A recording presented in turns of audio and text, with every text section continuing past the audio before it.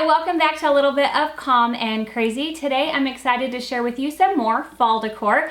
If you saw my decorate with me, you would have seen that I have quite a bit of fall decor that I've had for a while, and a lot of it could use a little bit of freshening up.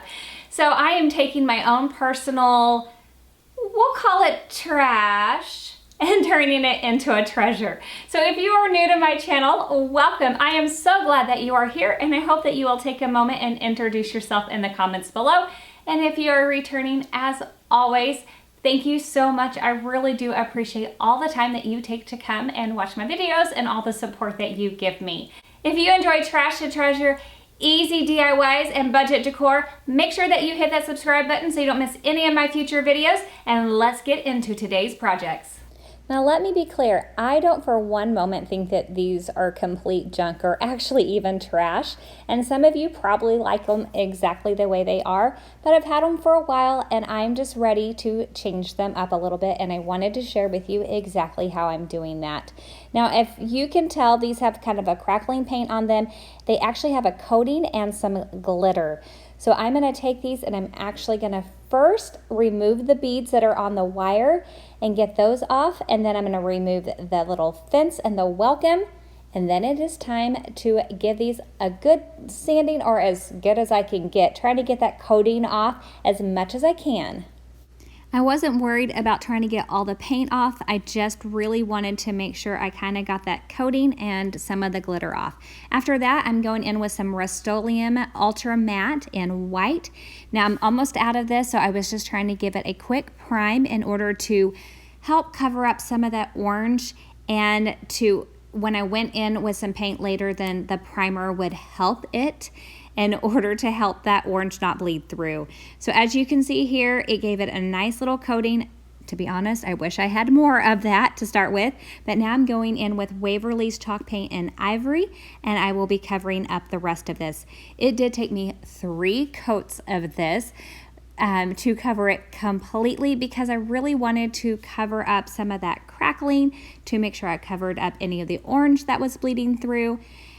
And I'm not gonna lie, it's a little bit tedious to get around some of these parts, because I wanted to make sure that I didn't have any of the, how do I want to say, and because the leaves are already attached and I'm not painting just on something that is flat, I'm having to kind of work around things. I don't want any of my paint to like bubble up or be too thick and heavy in areas, so I'm taking my time and really just working on it. Now, I was painting the entire thing, including all of the wires, and so I wasn't worried about trying not to get paint on anything. So that did help.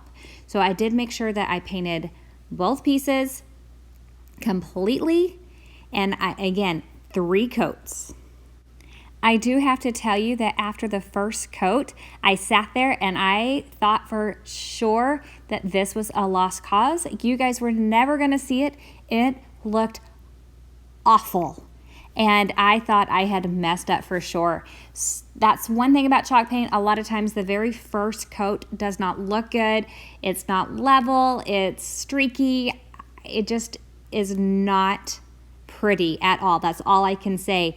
So have a little bit of faith in yourself. Just keep moving forward and know that in the end, I absolutely love this. Once I had everything painted, I did go back in with a toothpick, and I made sure that if there was extra paint anywhere like near the leaves or the wiring, I cleared it out so that I didn't have that gunky area. I really wanted this to look like it would come straight out of the store and not like I had hand painted it myself. Once all the paint had dried, now it's time to go back and get the details and the dimension back, and I'm using Waverly's Wax and Antique to do that.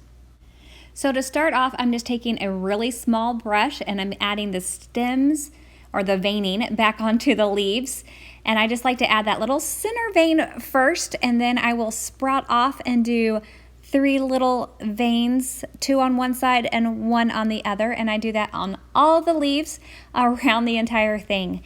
Now using a larger paintbrush, I'm going in to give it dimension all the way around. This is a 1-inch paintbrush from Dollar Tree, so it's kind of a little bit of a fluffier paintbrush and one that it's not that special, so don't get too stressed about it.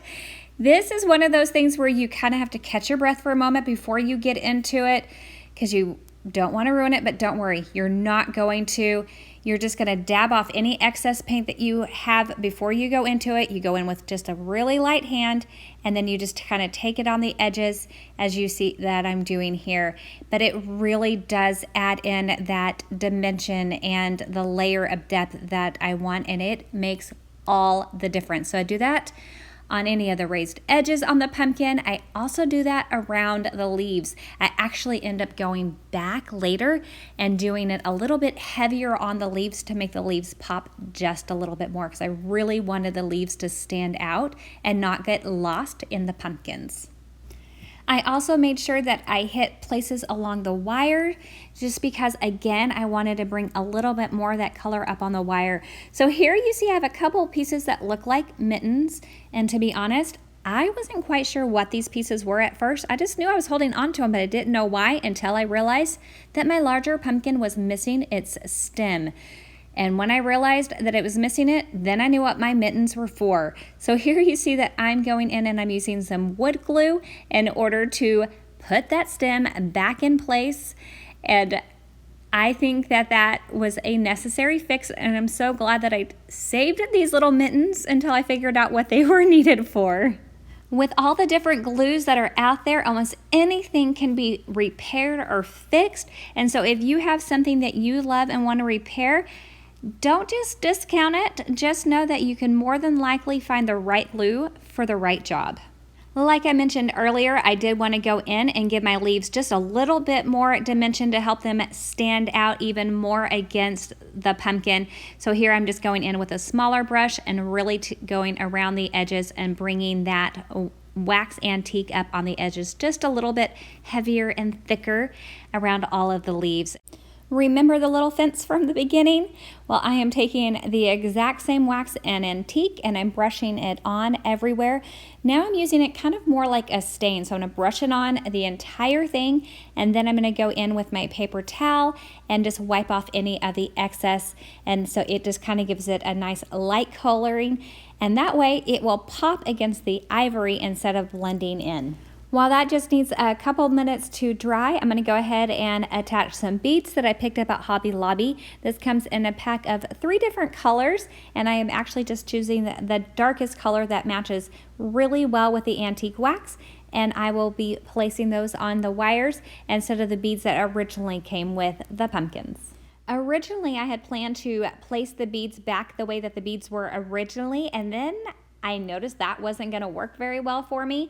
So I went with plan B and just did what I thought would look best, and that is what you see here. I went ahead and placed the beads on in any form that I thought they would work well, and in order to give myself the little curly cues or whatever, I used anything round, so a paintbrush to wrap it around to help give me some smoother curves in my wire.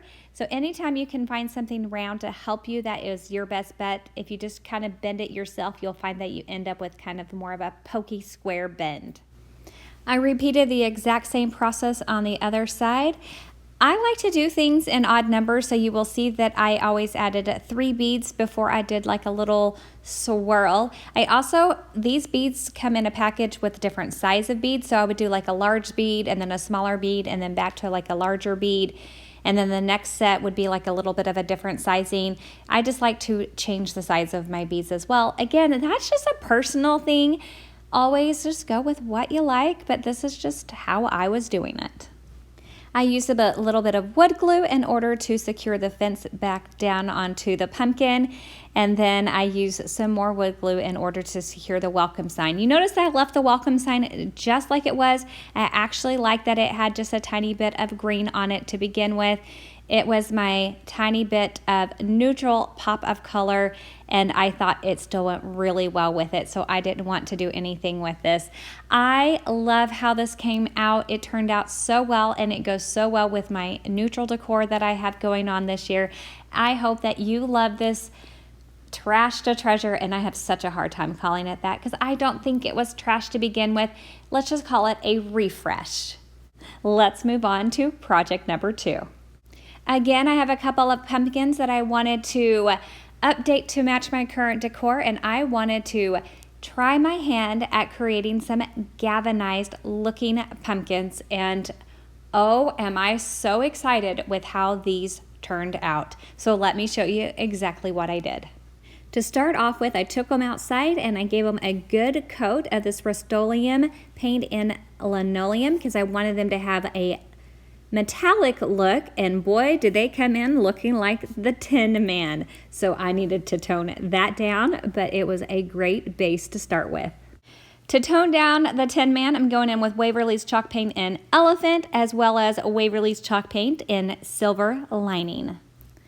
So here I am just using one of those cheap little makeup sponges, and I'm just dabbing on the Elephant around, and then you'll see that I kind of just dab and blend. This really is, let's just think of it like a bad makeup job, where you kind of just put it in places and you don't blend in your makeup very well. That's probably the best way I know how to explain it, because you want to leave it a little bit splotchy, heavier in some areas, darker in some areas, lighter in other areas, non-uniform. That's the best way I know how to describe it. I start at the top, I work my way down to the bottom just to make sure that I'm covering different areas. I cover the leaves, the acorns, the little bars and wires that go down, just making sure that I touch a little bit of everything everywhere. After I've gone in with Elephant, I'm now going back in with the Silver Lining, and I'm taking this the tiniest amount and I'm adding that back in and I'm blending it. Now as I add a little bit of the Silver Lining, I go back in with Elephant and I kind of go back and forth and start layering the two until I get the effect that I want. The Elephant will give you that depth that you need, and the Silver Lining will give you that reflect of light that you need, but you still need that gleaming that comes from the aluminum spray. I hope that is all making sense in everything that you are actually seeing. When you are completely satisfied with all of the Elephant and the Silver Lining that you have everywhere, now it's time to go in and add your rust. My son questioned if I could make it look rusty, so I have Waverly's Wax and Antique again, and this is how I'm creating the rust, again using one of those cheap makeup sponges. I'm just dabbing this around again on the tendrils, I can't even say that, y'all, as well as the edges of the leaves. I'm taking some of it a little bit further up, some of it a little splotchier, some of it heavier, some of it I smear in and smudge in. Again, I'm making it look as much authentically rust-like as possible. And in the end, honestly, it looks like rust. My 13-year-old agreed, and he thought he was being a true critic, telling me that he knew what rust looked like. So it is 13-year-old approved, and I could not be happier with how this turned out. I absolutely just love it.